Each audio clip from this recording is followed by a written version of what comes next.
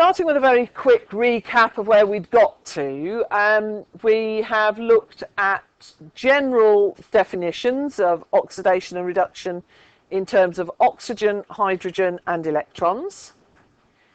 We then moved on to this idea of oxidation states or oxidation numbers, and there were these important rules, and the oxidation numbers are determined by very sort of distinct rules, but there are some that will always be the same, like oxygen will always be -2, unless we're looking at it as an element, actually. And all these other ways of working out oxidation numbers, bearing in mind that if you've got something that's neutral, the overall oxidation numbers will add up to 0. Ions, you'll have the overall oxidation number sum will add up to whatever the charge is on that ion, and so on. And so we had all those, and then had a sheet of examples, which I believe when I went through these, the sound didn't record. It got as far as this, the sound didn't record, but we have got the answers on there. So yeah, if anybody's trying to use that to learn from, it might be a little bit awkward, but this idea of oxidation numbers is also quite helpful when we're trying to define oxidation and reduction. And oh, that was yeah, that was going back to the equilibrium questions, wasn't it? I thought I'd taken that out. Oxidation and reduction can be defined with the use of oxidation numbers, and I've forgotten what it was I said about that to make it a useful thing. I think it was, if you bear with me. No, lost it. As to whether it was an increase or a decrease in the numbers. Just bear with me. It's somewhere in the notes. Yeah, oxidation is an increase in oxidation number. Reduction is a decrease in oxidation number. I thought I'd got that written somewhere. Possibly have. Oxidation, just as a reminder or a quick recap as to where we've got to. All right, so that's our increase in oxidation number.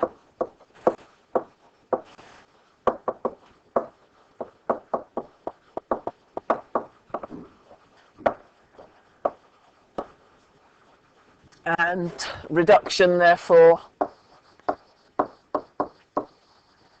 is a decrease.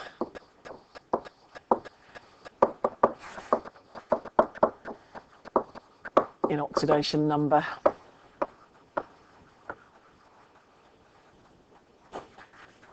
All right.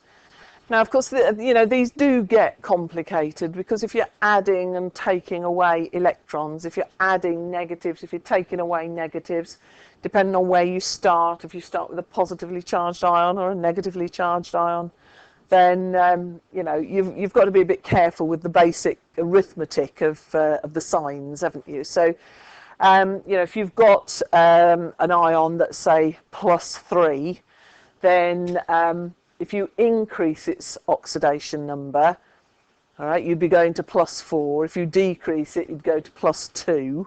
So it's about, how do you get from +3 to +2? You'd have to add something negative, wouldn't you? Because you're taking away some of the positive. So you'd add an electron. So that's reduction, isn't it? So yeah, so as an example, all right, 3+ to 2+, all right, is reduction. All right, so what you're doing is adding an electron. So you add some negative to reduce it down. And it is only simple, arithmetic, really, isn't it? Using, pluses and minuses of positives and negatives. It is so easy to get in a tangle over that. All right, this is not something hard to understand. This is just something you have to take care with, isn't it? So, yeah, just be a little careful with that.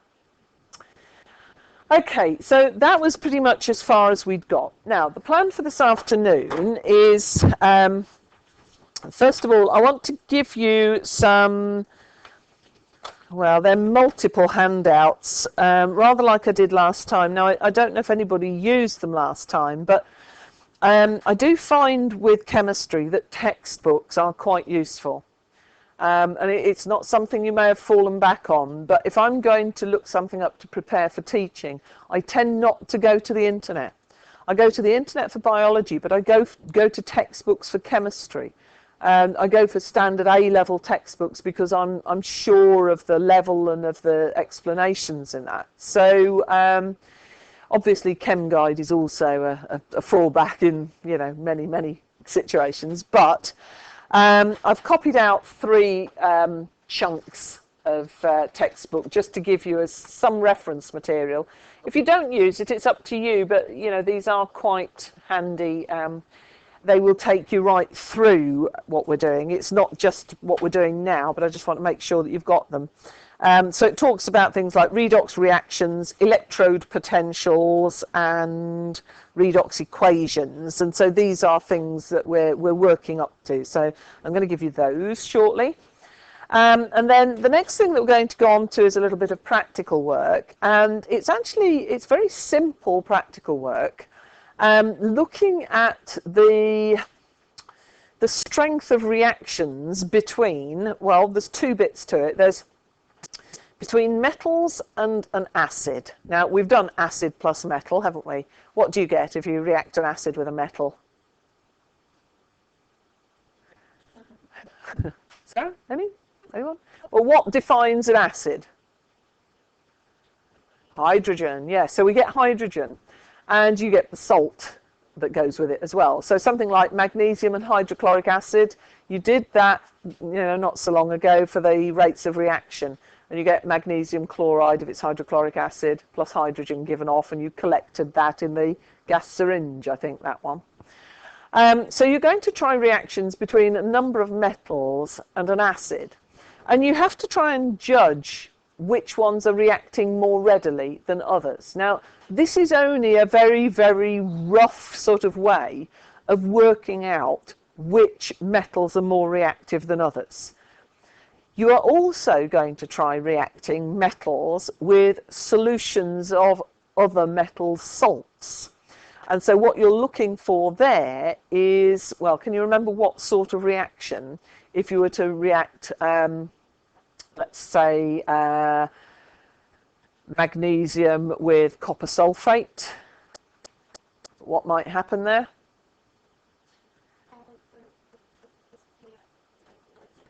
Yeah, you get an exchange. We call that a single displacement reaction, where the magnesium reacts to become magnesium sulfate, and you'd get the copper. You actually did it with iron and copper sulfate, didn't you? And the copper got deposited on the iron.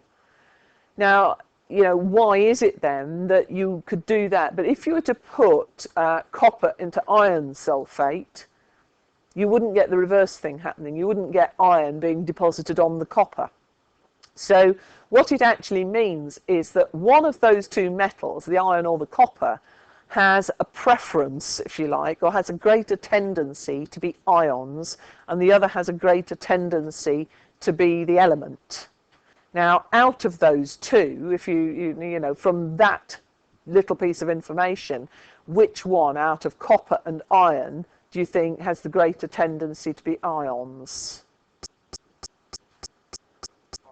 The iron, yes, because if you put iron into copper sulfate, the copper comes out as the metal and the iron becomes iron sulfate. So that is the sort of thing that we're looking at. And we're trying to build a very simple version of something we'd call a reactivity series. It's not terribly accurate at this point, but it will give you, some fairly simple examples of how, you can put things into some sort of order. So you'll do some simple little reactions between metal and acid, and then you'll do some other simple little reactions between metals and salts.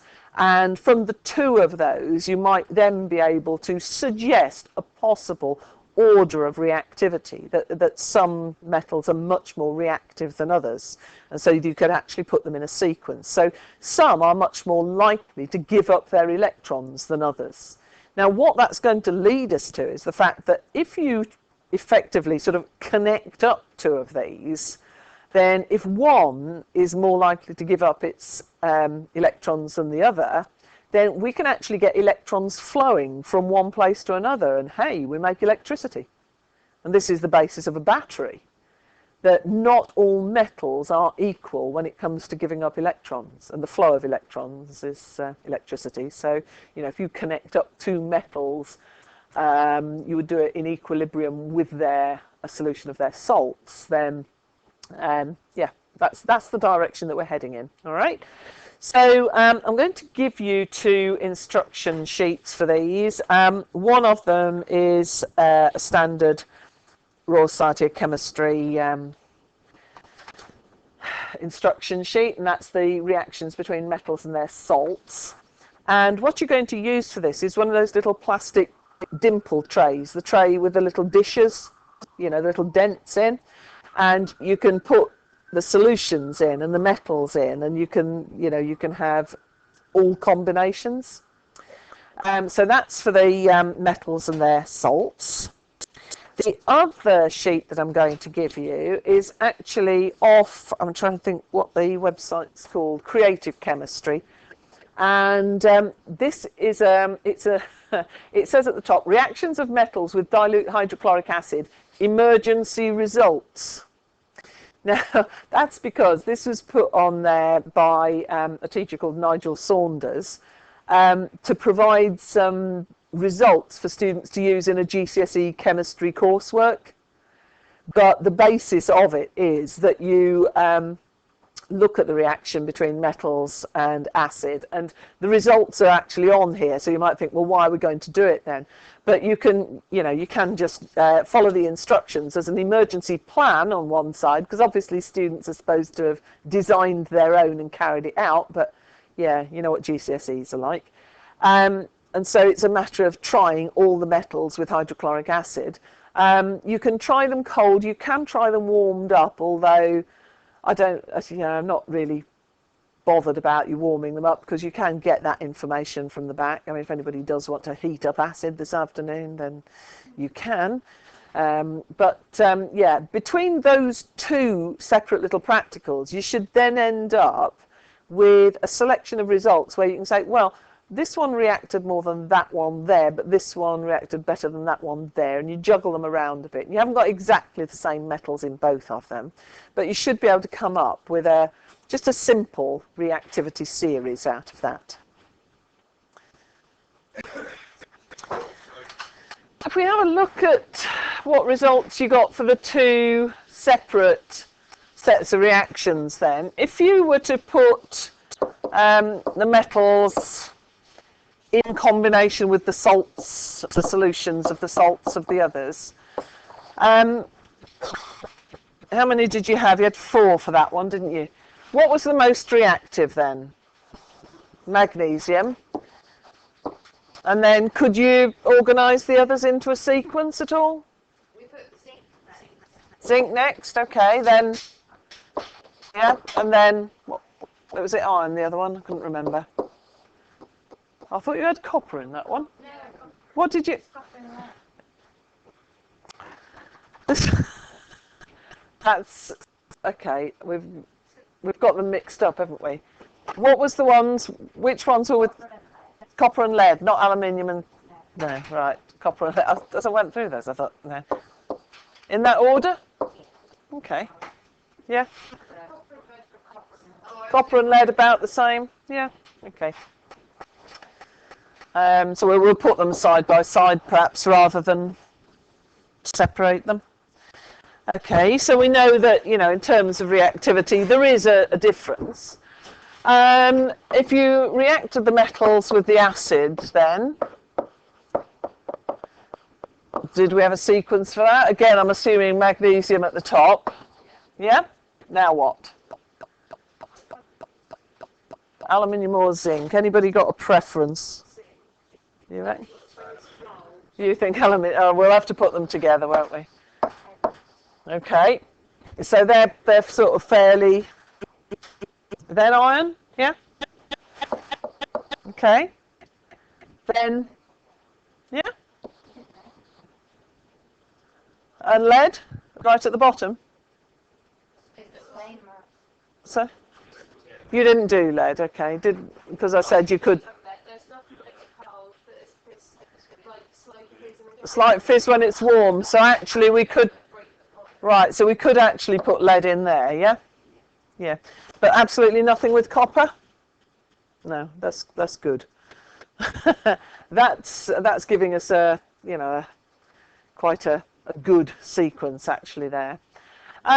If we were to look at this, when we start looking at it as a proper reactivity series and in terms of the willingness of metals to form ions, I'm jumping ahead a bit here, but just to sort of give you an idea of what it is that we're actually going to be looking at. We're looking at equilibria, really, and this is one reason I have the learning outcomes in the order that they are, because it's an equilibrium between the ion and electrons on one side and the element on the other side.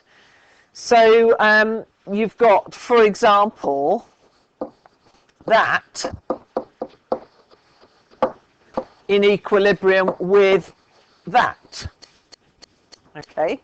Now the equilibrium is favoured in which direction for magnesium? It's the right to left, isn't it? Yeah. And the position of the equilibrium is something that actually we don't talk about it in quite the same way as we were with the other equilibrium questions, but that it does run on from what we've been doing. The order that we would get them in, aluminium forms a 3+ ion, so that one actually comes next. Then zinc would be the next one. We'll be coming back to all this later, but there's never any harm in sort of setting the scene for later. Not later today even, it's a little way off. The iron, I can't remember which ion, whether it's iron 2 probably, yeah.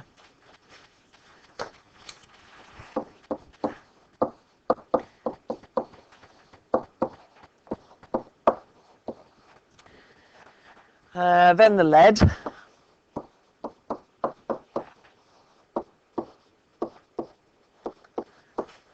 And then the copper comes at the bottom.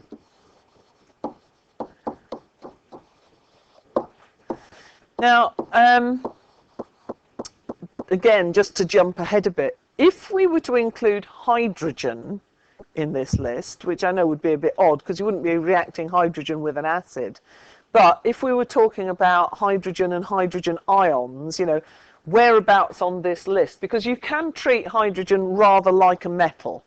And actually, as we move along, hydrogen becomes our reference point. We talk about a standard hydrogen electrode, and we refer everything else to hydrogen.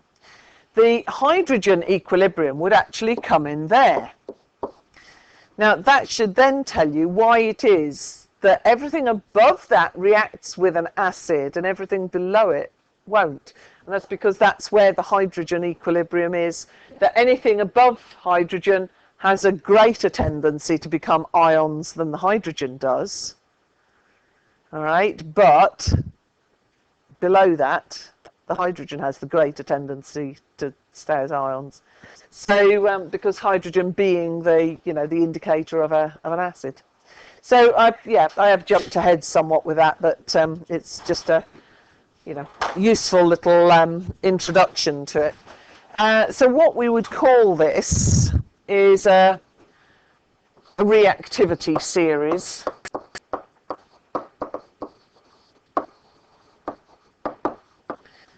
Or an electrochemical series, as we'll find as we go on. But this is, an introductory one. And, this is just a matter of looking at which ions prefer to be... which metals prefer to be ions and which metals prefer to be elements in a pairing it's going to work out to be. So if we take these in pairs, then we can make comparisons between them and see what will react with what. Okay. Hopefully this is giving you an idea of where we're going with it.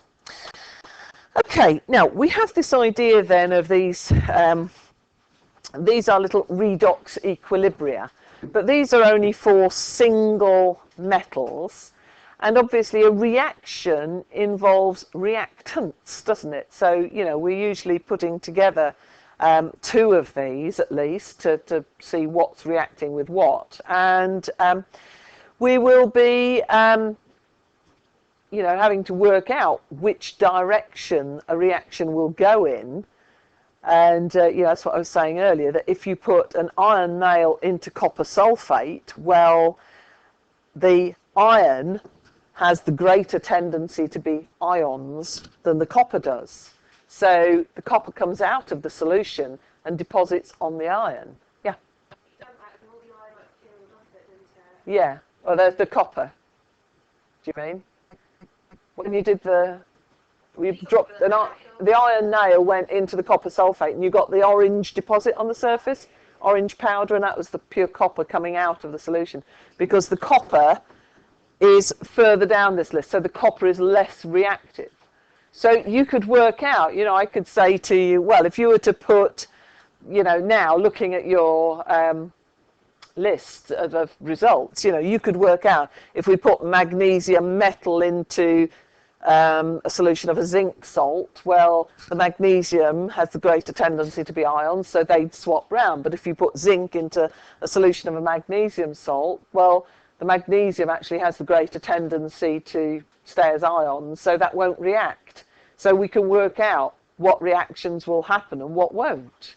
So that's where we're going with this, and we will do some calculations and measurements of electron flows and electrode potentials and voltages and things. There's a lot more to come on this, but this is leading you in the right direction for it.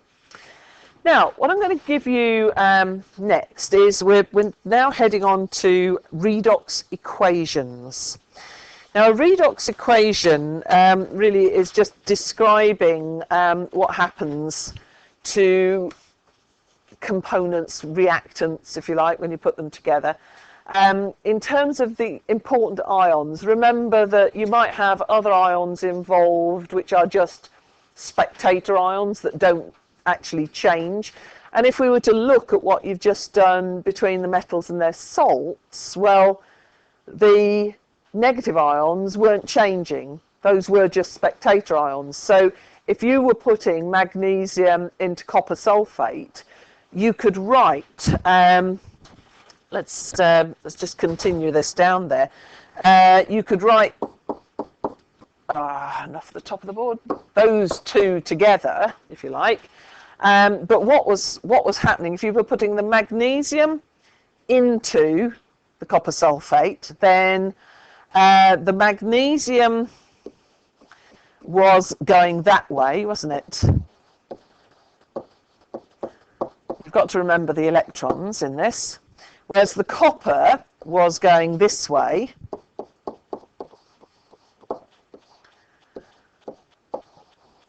Right, I shouldn't really write them as equilibria like this, I suppose. Your actual redox equation would be the copper ions in the copper sulfate plus the magnesium metal.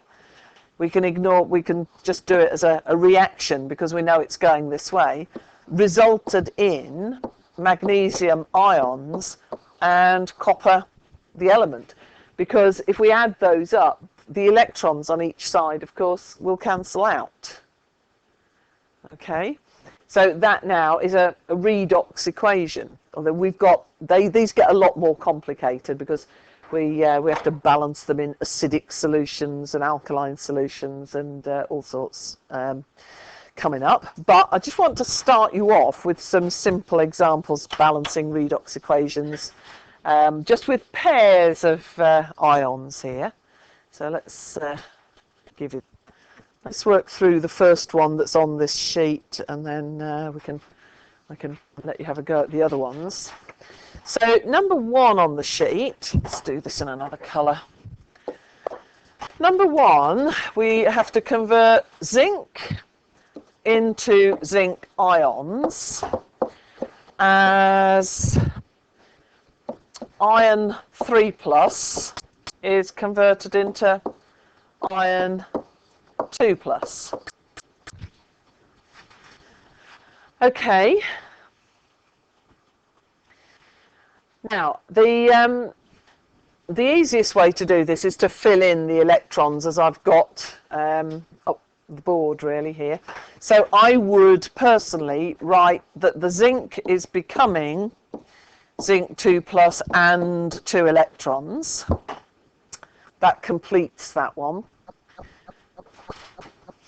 How are we going to get this one sorted out? Fe3 plus plus an electron, yeah. So Fe3 plus, you've got to have it on the left-hand side for that. So how would we combine those into an equation? Well, you've got to balance the electrons. So what might you have to do to the one on the right, the iron one? Well, we've got +1 in there, so how could you make it balance? You would double it, yeah? So what we end up with is the zinc is actually going to need to react with 2 of those, whoops, to get the 2 electrons that it needs. Whoops, or sorry, it's the other way round, isn't it? We're going to need 2 ions to soak up the 2 electrons that the zinc produces. Sorry, I'm saying that back to front. So we're going to end up with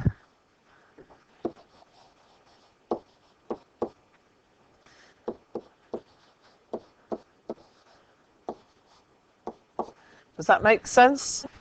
Because on this side we would have 2 electrons, the Fe3 plus plus 1 electron, so 2 Fe3 pluses will be plus 2 electrons. And on that side, all right, so you could have those there, but they're not actually written in because we don't need them. We've balanced it as we've gone. And the zinc, we know, is going to have released 2 electrons. So the 2 electrons released by the zinc are going to be picked up by 2 Fe3 plus ions to create 2 Fe2 plus ions. And I've done something wrong. What have I done? No, I haven't. That's all right. I was just looking at the numbers and thinking that doesn't look right, but it is. All right, so this time we've got one that doesn't involve an element form of the, an atomic form of a metal. All right, but it's just a matter of balancing out the numbers of electrons. Are we okay on that, or do you want me to do the second one as well? We do the second one. Okay, the second one. We're being asked for aluminium becoming Al3 plus, while as, oh great, hydrogen ions become H2. Okay, so if we will complete this with the electrons. So Al to Al3 plus and 3 electrons. And then what we're going to do with this one, H plus on its own? Well, the starting point really for this,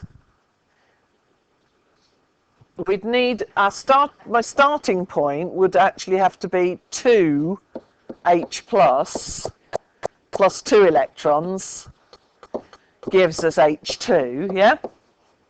Just to get that. But now we're not balanced, so what are we going to have to do? Yeah, times 2 and times 3 to get them up to 6. It's one of those common multiples, like when we were putting together formulae.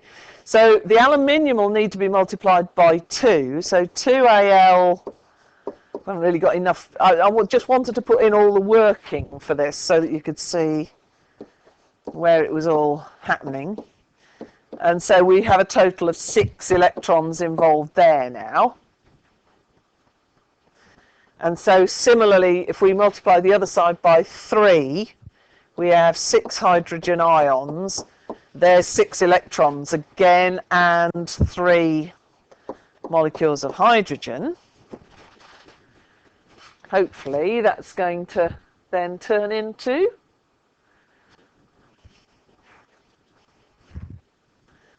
right. Okay. What should we have on the left? 2Al plus 6H plus, and then on the other side we'll have 2Al3 plus and 3H2s. The 6 electrons are present on each side, but they cancel out. Yeah?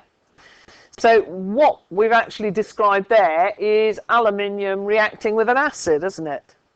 To produce an aluminium salt and hydrogen gas, which you've just done. You put some aluminium into some acid, and that's what happens. It could be, for example, hydrochloric acid, but the chloride ions would stay Cl- on both sides. So they're spectator ions. They wouldn't be involved. And so, you know, they're not part of the redox reaction. The electrons are cancelling out on each side. So that going in on that side and that going in on that side cancel out. And that's what we're left with. All right. So, yeah, have a go at, I don't know, 2 or 3 more of those, and we'll have a look at them. I won't take you through all of them. It's you know, you need to have a go yourselves, and then we'll be able to turn this into something a bit bigger as well.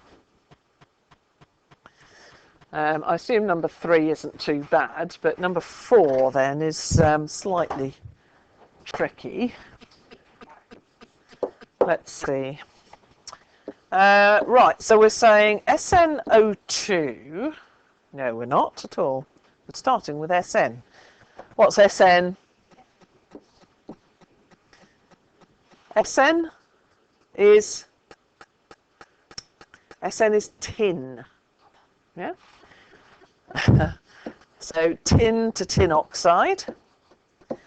And while that's happening, HNO3, which is nitric acid, you really, these should be part of your vocabulary, the names of the acids and the elements and things. You make it hard for yourself if if you're not familiar with them. So the nitric acid bit is going to nitrogen dioxide. I think what I'm looking at here is the tin, because we're looking at the metal part for this, becoming, well, what does it become? In tin oxide, what's the tin as an ion? Sn. Oxygen is 2-. So the tin will be, no, because there's 2 oxygens, 4+. All right, each of the oxides is 2-, and we've got 2 of them, so it's a total of 4 minuses from the oxygen. All right, so we are going to need 4 electrons. I may not be right with this, but we'll have a look. What we have to look at is the bit that's conserved on each side. If something new is added, then ignore it. So with that one, it's only the ion that's on the left, so we're only interested in the ion on the right. On the other part of this, nitrogen and oxygen are conserved, so we ignore the hydrogen. And so we've got NO3, which has a minus on it, becoming NO2. Whoops, what did I miss out? I lost an electron. So, oh, hang on. No, I've got to put it the other side, haven't I? Or have I? NO3 minus, or I can't put a minus. Okay, I don't know what I've done now. NO3 minus. Okay, I have got to reconsider this one. Because the minus would be there, wouldn't it? That doesn't work. Okay, thinks. Right. Because what we've got is tin reacting with nitric acid.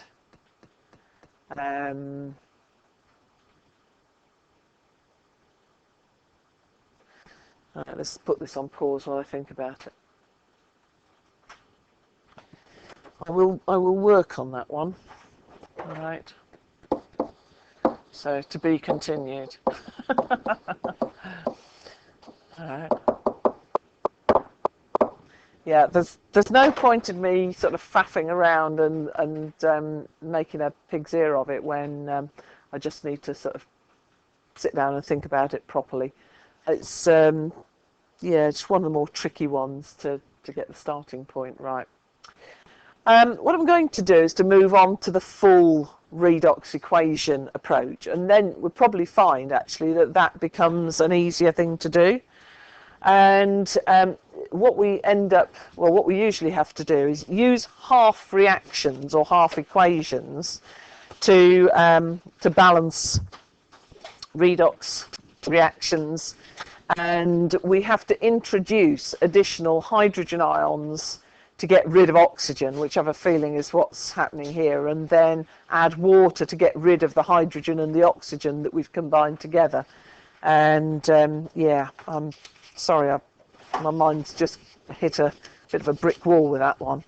And then it'll probably wake me up in the middle of the night, won't it? Oh, yeah. Right, 1, 2, 3 of those. Careful, there are I have terrible trouble with spiky staples, as Pete will tell you. He got attacked by one this morning. Yeah. And I didn't turn the recording off, so I don't know whether that got picked up or not down the room. But, right, what you've got here, how to balance redox reactions using the method of half reactions. So I will start a new board for that, so I can come back to this and try and do something meaningful with it. And yeah, what I would really like to do is find an answer sheet to it, which is one of those ones that I don't seem to have one handy. So let's park those for now and look at the bigger scale. It's all very well looking at sort of individual bits, but if you are putting together a whole redox equation, then you have to take it sort of step by step. You have to break it down and then build it back up again. And this is not as difficult as it seems, but when I first started teaching this, there's a sort of set of rules that you use for this, which is a bit like the rules for oxidation numbers. And you have to do it in a particular order. And I went through the particular order that you do it in, and then set off to do an example and completely ignored the sequence of things I was supposed to do, and couldn't work out why it wouldn't work. If we have a look at the examples here, I could sort of work up to it, and there's plenty of stuff out there, things like Khan Academy and all that, but the idea is to to build a whole redox equation. So the first of our examples here then is a method that's used in acidic or neutral solutions. Now, you will be told in any given reaction whether it's an acidic or a neutral solution. Now, that one that I just stalled on was obviously an acidic solution, and that's what I was sort of thinking at that point, because you've got hydrogen ions in it. There was also oxygen in the other part of it, so it was sort of leading me into this. You've got a reaction there where you've got NO2 minus, so that's what we'd call a nitrite ion, I suppose. MnO4 minus, which is a manganate, what we'd call a permanganate ion. And from that, we're getting an NO3 minus ion. And it's always a bit odd where the minuses end up. It looks like 3 minus, doesn't it? But it's NO3 minus, and that's a nitrate ion, and Mn2 plus, so manganese 2 plus ion, and it says in acid solution after it. So what we have to do is to pick out of this the half reactions. Now, this is sort of like what we've just been given, but you actually have to identify them from the bigger equation to start with. So whereas the sheet that you were just given and the one that you're working through actually gave you the little half reactions and you had to build a whole one, which didn't involve any additional ions in it. This time we're given an overall reaction, and you've got to pull out the half reactions to start with. So the first thing that you do is to create the half reactions. One of these is oxidation, one of them is reduction. It doesn't matter which is which. But the first thing you have to do is balance those two little half reactions for atoms. Now that's what we've just been doing. We had to multiply some of them up, some by 2, some by 3. We ended up with 6, so it'll balance out. And so the first thing that we have to do with these is to get them up to balance out any atoms that are there. But we ignore oxygen and hydrogen. See, this is why that last one threw me. Okay, so oxygen and hydrogen mess these things up because we know that they're part of oxidation and reduction.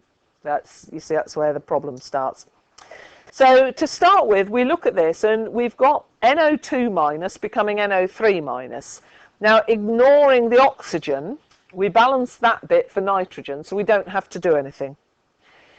Similarly, if we look at MnO4 minus becoming Mn2 plus, we ignore the oxygen and it's already balanced. So you're only balancing the first of those little reactions, the first of those half equations for nitrogen and the second one for manganese. So one N on each side, one Mn on each side, already balanced. So ignore the oxygen, ignore any hydrogen, which we haven't got in this one, so we don't need to do anything to that. Now the next thing that we have to do is to balance. If you have a look, carry on down here, you have to balance for oxygen next. All right, ignore the hydrogen, but balance for oxygen. The NO2 minus to NO3 minus is deficient in oxygen on the left-hand side, isn't it? All right, so I'm just going to put these up as we work through them. So NO2 minus should be up there to NO3 minus. All right, the ends are balanced, but we need to balance for oxygen. So we do that by adding water on the side that needs more oxygen. We've now got 3 oxygens on each side. We've got 1 nitrogen on each side. Ignore the hydrogen for now. This is the sequence we have to work in. Atoms, then oxygen. You can guess what the next thing will be, I hope. The manganese bit, we start off with MnO4 on that side, don't we? Minus. That's becoming Mn2 plus on that side. So which side is deficient in oxygen? The right-hand side. And so we're going to need to add water onto that side to provide the oxygen. It's O4 on the left, so we're going to need 4 H2Os on the right, and never mind the hydrogen again. Right? That will be the next thing that we balance. All right, so what we've done so far, extract the half equations, balance them for atoms other than oxygen and hydrogen, then balance for oxygen, adding water to the side that's short of oxygen. And then the next step is to balance the hydrogen. Now, we've been told this is in acidic solution. So we can add hydrogen ions. All right, that's how this is going to work out. So the top one, the nitrogen-based one, Which side is lacking hydrogen? The right. How many is it lacking? 2. So all we've got to do to that is add, really would make sense if I wrote 2H plus, wouldn't it? On that side. And for the manganese-based one, the manganese is balanced, the oxygen's balanced, but we appear to have, well, a bit of a lack of hydrogen on the on the left, so we need to put 8 on, don't we? So 8 H pluses on that side. Okay. That takes us as far as the bottom of that first side. Now, the next thing then is to balance for charge. And what you've got to do is to add, let's see how it describes it, add electrons to the more positive side. All right, because our redox stuff is always about plus electrons, isn't it? So in the nitrogen-based one, which is the more positive side? The right, yeah. We've got a minus here, but we've got 2 pluses there. So in order to get rid of those 2 pluses, we need to add 2 electrons. Similarly with the manganese-based one, balance the charge. We've got, well, we've got 8 pluses here. We've got 1 minus, so that's a total of 7 pluses. And on the other side, we've just got those 2 pluses there.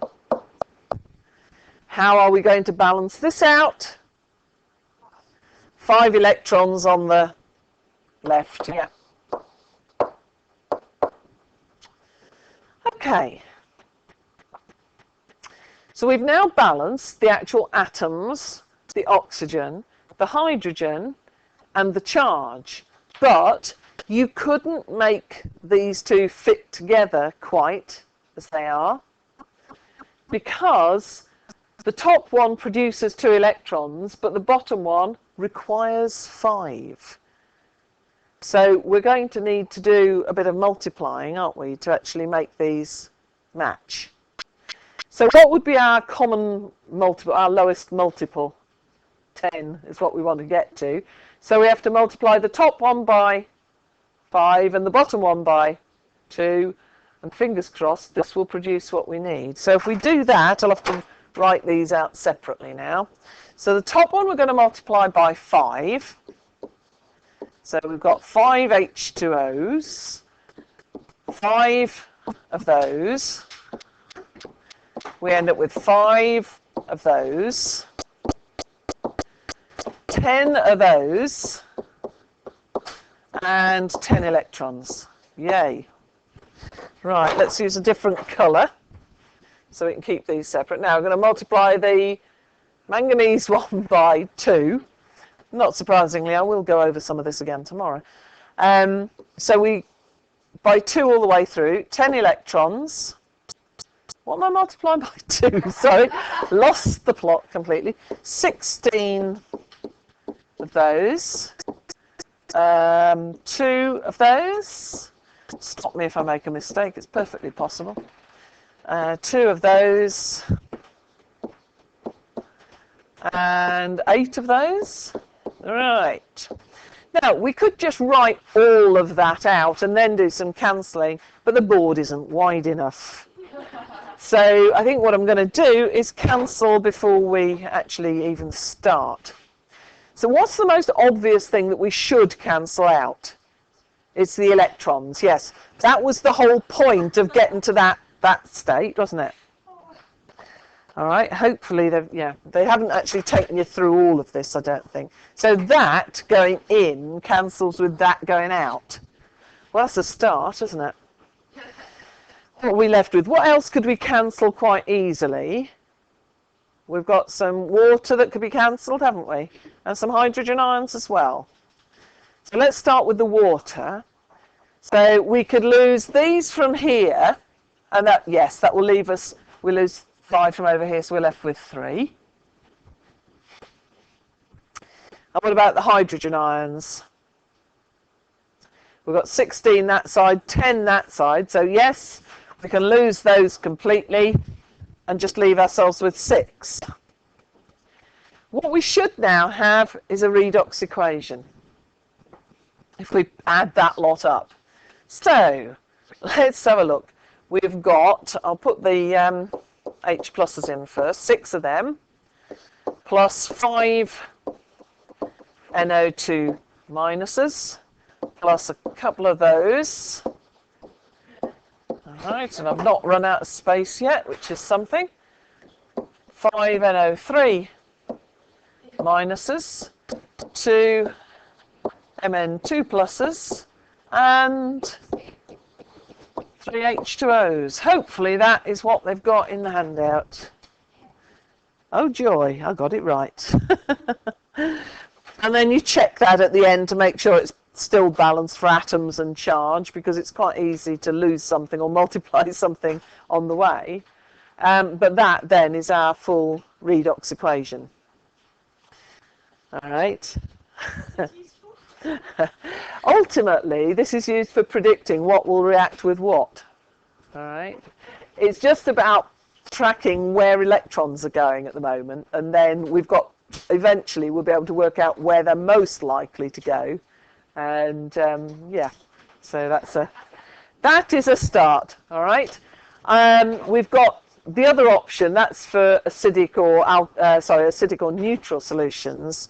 The other option is for alkaline solutions, which yeah, not surprisingly, we'll start with that tomorrow. And then I'll give you some examples to play with so that you can go through the sequence. But as always, it's get the half equations, balance for atoms, balance for oxygen, balance for hydrogen, balance for charge, and then multiply it up and cancel stuff out. Simple as that, honestly. I will do, yes, definitely. I'll put a sequence together so that you can, Googling, yeah, it depends what you Google. Right, stopping at that point.